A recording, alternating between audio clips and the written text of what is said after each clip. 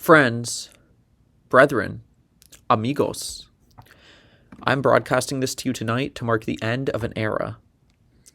We know from the flowers of the field that all things of beauty must eventually come to an end. They will eventually fade away. For even now, as I am speaking to you, a razor and a bottle of shaving cream in my bathroom, right over here. It's my bathroom at the end of the hall. You all saw it in the Earth Day video. They're waiting in my bathroom to meet my face upon my arrival. Yet, as this era closes, I open to you a new area. It's chat. It's down there. You should comment. I open to you a new area for a little bit of bittersweet commemoration. The world will little note nor long remember what we say here.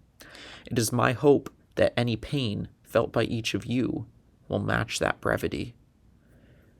You can say what you want about a painful death, and yes, being cut apart, covered with foam first off, then cut apart and dispersed into the sewer system, does sound like a painful way to go. But we know that the most pain will be felt by us, the survivors. James 4:9, I have a quick reading here. James 4:9 says, "Grieve, mourn, and wail. Change your laughter to mourning and your joy to gloom." That's the end of the verse, but I can tell you that gloomed though we may be, we can find solace in knowing that doomed we are not, in light of God's mercy for the forgiveness of sins. I'd also like to share an adaptation of a quote originally by Flavia. Some mustaches come into our lives and quickly go. Some stay for a while, leave footprints on our hearts.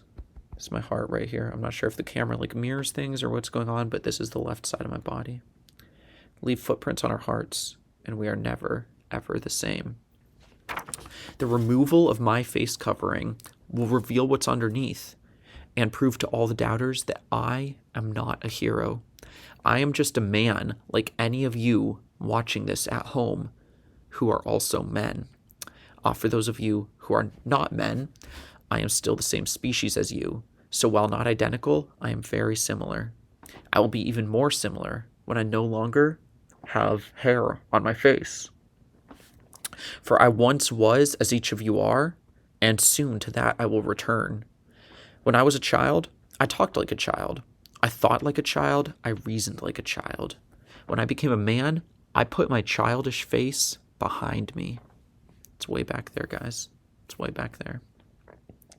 For now, we see only unobstructed philtrum. Some of you may not know that. That's this part right below your nose. That's your philtrum, guys. I'll put that in baby books for any of you guys that don't know. We could at least teach the next generation. For now, we see only unobstructed philtrum, as though wearing a mask. Then we shall see face to face. Now you see in part, then you shall see fully, even as I am fully seen. I'd just like to close out here with a quick poem. I wrote this poem. It's a short poem called Magnitude. Oh, that one could know the future from the past. To know the magnitude of what is to come. To know would be a privilege bestowed on few, if any. Yet great though this privilege may be, a second obstacle to understanding lingers still. I speak of comprehension. For as before a game, the players are known by all. Knowledge of the plays is reserved for select few. Thus, the knowledge of what will be loses value without the knowledge of what purpose it serves. Thank you, everybody.